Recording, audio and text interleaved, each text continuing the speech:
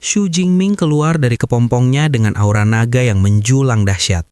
Tekanan luar biasa langsung menyelimuti area tersebut, membuat para kultis di sekitarnya gemetar ketakutan. Ketika sang uskup agung akhirnya dapat melihat wajah Jingming dengan jelas, pupil matanya menyusut tajam. Jingming, dia adalah salah satu target terpenting sekte. Kesadaran itu menghantaminya bagaikan petir dari langit. "Bunuh dia!" teriak sang uskup agung dengan suara serak. Wajahnya terdistorsi oleh keputusasaan ketika perintah itu dilontarkan. 5 orang kultis segera menerjang ke depan dengan senjata terhunus, berusaha mengepung Jingming dari berbagai arah. Pada saat itulah kilatan petir menyala di mata Jingming. Sesaat kemudian, penjara petir terbentuk langsung di udara. Sebuah jaring rapat petir biru keunguan yang membawa aura kehancuran mutlak. Dengan kekuatan dahsyat, serangan itu menghantam ke bawah. Satu persatu, 5 tubuh tak bernyawa terhempas ke rerumputan.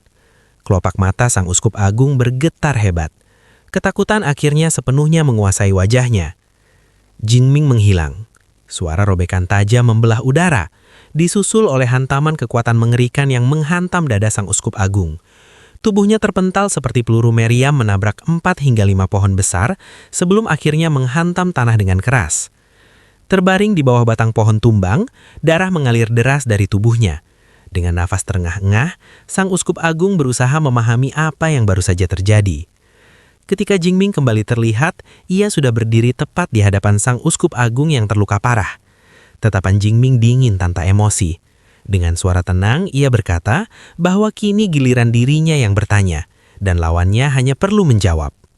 Pertanyaan pertamanya sederhana. Apa sebenarnya darah di dalam kolam itu? Menyadari bahwa ajalnya telah dekat, sang uskup agung menjawab dengan susah payah. Itu adalah darah ilahi, juga dikenal sebagai darah esensi milik Kaisar Binatang tingkat 9. Jingming kembali bertanya, mengapa darah esensi Kaisar Binatang tingkat 9 bisa muncul di tempat tersebut? Dengan tergesa-gesa, sang uskup agung menjelaskan bahwa pada zaman kuno, para santo marsekal umat manusia dan para kaisar binatang pernah terlibat dalam perang besar yang melanda seluruh dunia. Dalam konflik tersebut, darah esensi banyak kaisar binatang tercerai-berai ke berbagai penjuru. Tatapan Jingming sedikit berkilat. Setelah terdiam sejenak, ia mengajukan pertanyaan terakhir. Siapakah mereka dan mengapa mereka mengumpulkan darah esensi kaisar binatang? Seolah telah menunggu pertanyaan itu, senyum aneh dan menyeramkan muncul di wajah sang uskup agung yang berlumuran darah. Ia menyatakan bahwa mereka berasal dari sekte takdir. Adapun alasannya, itu bukan sesuatu yang bisa diungkapkan. Mendadak mata sang uskup agung berubah merah darah. Energi kehidupannya terputus seketika. Bahkan di detik-detik terakhir hidupnya, senyum menyeramkan itu masih beku di wajahnya. Bunuh diri gara-gara sekte lagi. Jingming memutuskan bahwa setelah kembali ke markas pengasopan, ia akan menanyakan hal ini kepada Direktur Ling Xuang. Ia melambaikan tangannya. Petir biru keunguan menyebar ke segala arah seketika menyelimuti seluruh mayat dan membakarnya hingga tak bersisa. Jingming, apakah kamu baik-baik saja? Qiu Yun berlari mendekat dari tepi kolam dengan wajah penuh kecemasan. Jingming menyesangkri hangat dan mengatakan bahwa dirinya baik-baik saja serta semuanya telah terselesaikan. Tanpa tahu alasannya, ia mengulurkan tangan dan dengan lembut mengusap kepala Qiu Yun, memujinya karena telah bekerja keras, seolah mengelus anak kucing kecil. Wajah Qiu Yun seketika memerah. Ia menunjuk ke arah kolam dan berkata bahwa kelompok tersebut tampaknya memang datang karena kolam darah tersebut. Jingming menjelaskan secara singkat bahwa mereka berasal dari sekte takdir dan datang untuk mengumpulkan darah esensi Kaisar Binatang. Qiu Yun terkejut. Ia mengatakan bahwa darah esensi Kaisar Binatang tingkat 9 adalah sumber daya kultivasi tingkat SSS.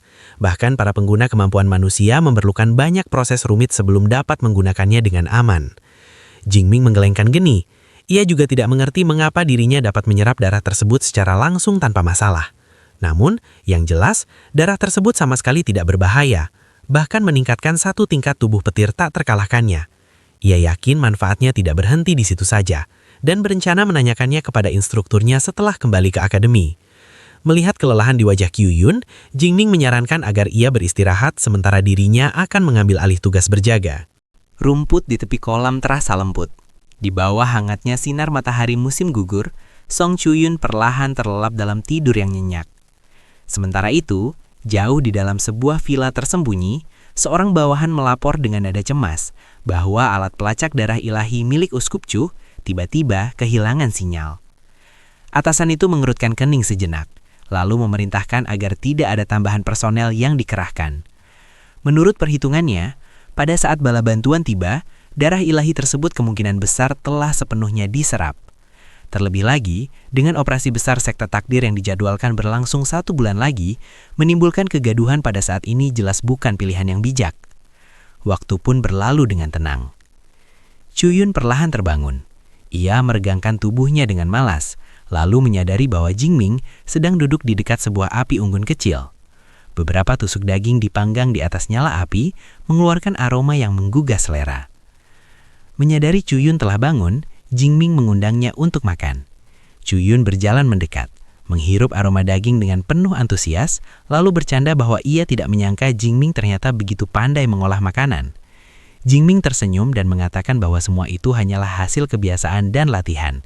Ia menambahkan bahwa setelah pelatihan lapangan ini berakhir, Chuyun pun pasti akan mahir memanggang daging. Setelah membiarkan daging tersebut sedikit mendingin, Chuyun menggigitnya dengan lahap dan segera memuji rasanya yang lezat. Sambil tertawa, ia bercanda bahwa Jingming seharusnya membuka restoran barbecue. Ia bahkan bersedia menjadi investor agar mereka dapat membuka cabang di seluruh dunia. Keduanya makan dan mengobrol dengan santai hingga seluruh daging habis. Menatap kolam di kejauhan, Chuyun bertanya apakah ia boleh mandi sebentar sebelum mereka berpisah. Jingming mengangguk dan mengatakan bahwa hal itu tidak akan memakan waktu lama. Ia sendiri akan mandi setelahnya. Song Chuyun melangkah ke dalam air dan menggunakan kemampuannya untuk membentuk penghalang air berbentuk bola di sekeliling tubuhnya. Setelah memastikan tidak ada yang dapat melihat ke dalam, ia melepas perlengkapan tempurnya dan sepenuhnya membenamkan diri. Setengah jam kemudian, penghalang air tersebut menghilang. Tanpa sadar, Jingming melirik ke arah kolam dan melihat Chuyun melangkah keluar. Rambutnya terurai basah di punggungnya. Ia hanya mengenakan celana pendek longgar dan kaos putih yang menempel pada tubuhnya karena air, dengan siluet tubuhnya tampak samar. Merasa canggung, Jingming segera memalingkan pandangan dan berkata bahwa ia akan mandi juga. Memandang punggung Jingming yang menjauh, Song Chuyun merasakan sesuatu yang aneh. Ia secara refleks menunduk dan seketika menyadari penyebabnya. Wajahnya langsung memerah terang. Tak lama kemudian, keduanya berganti pakaian dan bersiap untuk berpisah. Song Chuyun berusaha memberikan jimat pelindung miliknya kepada Jingming. Namun karena jimat tersebut merupakan harta penyelamat nyawanya, Jingming dengan tegas menolak dan bersikeras bahwa ia mampu melindungi dirinya sendiri. Setelah beberapa kali membujuk tanpa hasil, Chuyun akhirnya menyerah. Mereka pun sepakat bertemu kembali 1 bulan kemudian. Jingming mengangguk, meliriknya sekali lagi, lalu melangkah lebih dalam ke hutan. Saat sosok Jingming menghilang dari pandangan, ekspresi lembut di wajah Song Chuyun berubah menjadi tekad yang kuat.